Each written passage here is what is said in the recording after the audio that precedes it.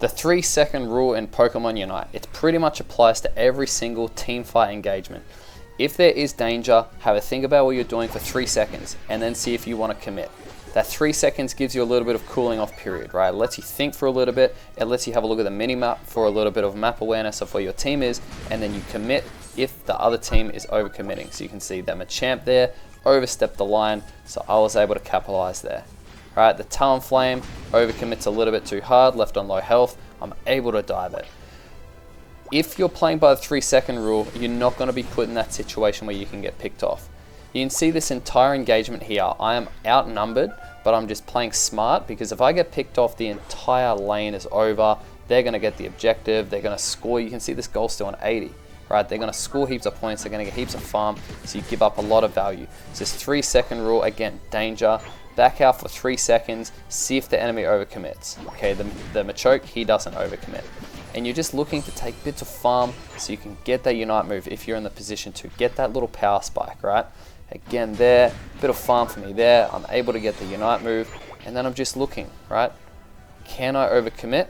I'm not going to do that, right? I'm looking for the enemy to overcommit, and hopefully we get the objective.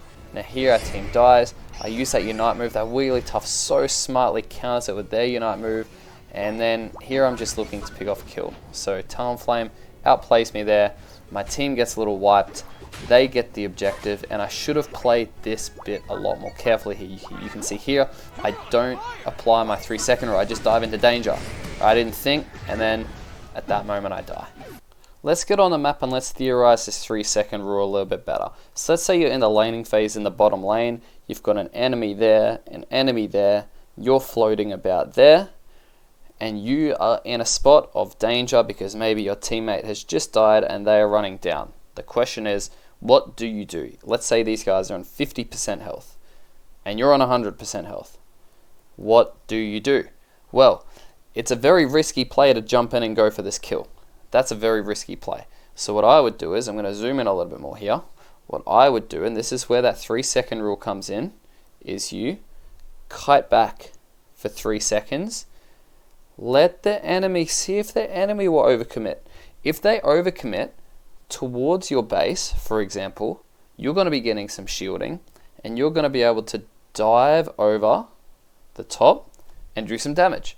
Because think about it, it's like you think about the acronym DPS, it stands for damage per second, right?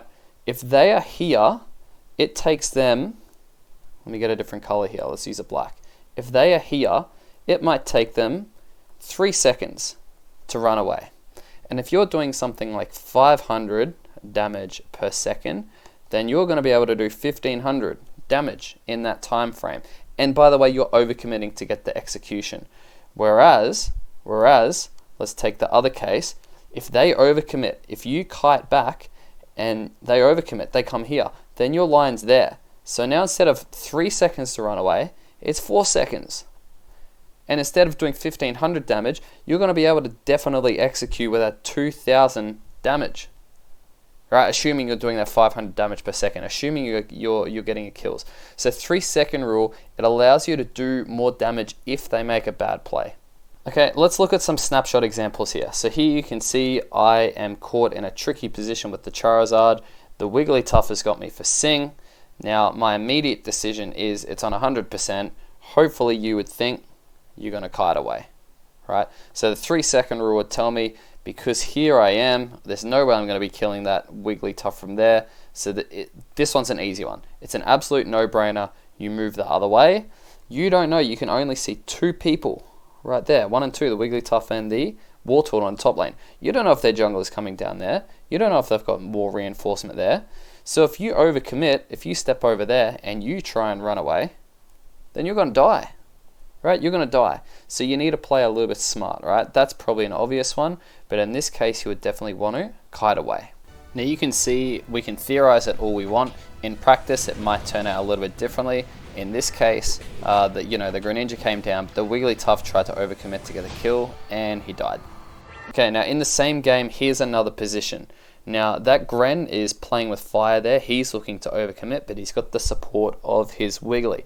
And those are the only 2 Pokemon we've got vision on the entire map. Now I've got a Mew behind me to back me up with some damage. The question is, what do you do? And there's a bit of farm there. So there's farm here that I really would like to execute.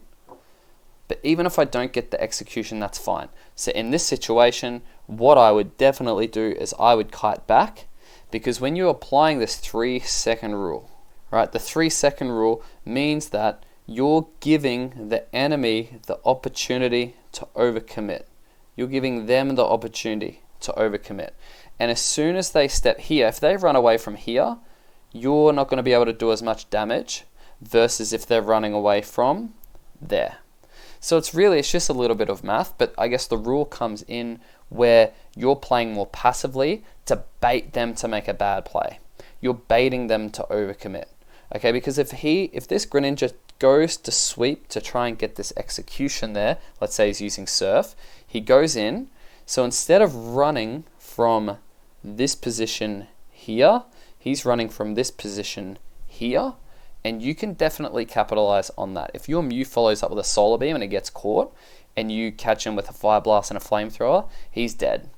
Okay, whereas if you overcommit and you get caught in the Surf, you have sacrificed too much health. Instead of being up here, your health bar is going to be like down here. And you're not going to be able to follow up and do that damage, because if your health bar is that low and you go in there, you're dead. So you need to just have a little bit of you need to play a little bit smart, right? Does it work 100% of the time? No. But a lot of the time you're going to notice, especially in solo queues, that people make these really silly plays and they don't follow up them properly. So if they overcommit, you just think 3 seconds, play a little passively, and if they overcommit, they die, and you're able to just capitalize off that. So again, we can theorize it as much as we want. We can see how it happens. I make the play to kite back. The Greninja plays smart. He also follows the 3-second rule. The Wigglytuff goes to overcommit. The Mew gets caught in some damage. Then we kind of get a bit of a decent spot, but the Urshifu comes in. I was too badly stunned. I should have backed out earlier, and we lose the engagement.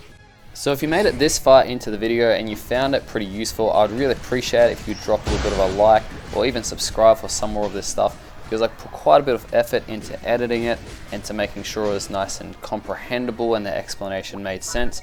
So if you're getting some value out of it, I'd appreciate it if you could just let me know. And if you think 3 seconds is too long or too little, I think it's the sweet spot, you can let me know for that as well, because I think 3 seconds is a perfect amount of time to be able to change your mind or make a decision or wait for the enemy to make some sort of a different play. So I'd appreciate it if you could show me a bit of love, especially with this sort of stuff that I put quite a bit of effort into, so you guys can help play a little better and climb a little harder.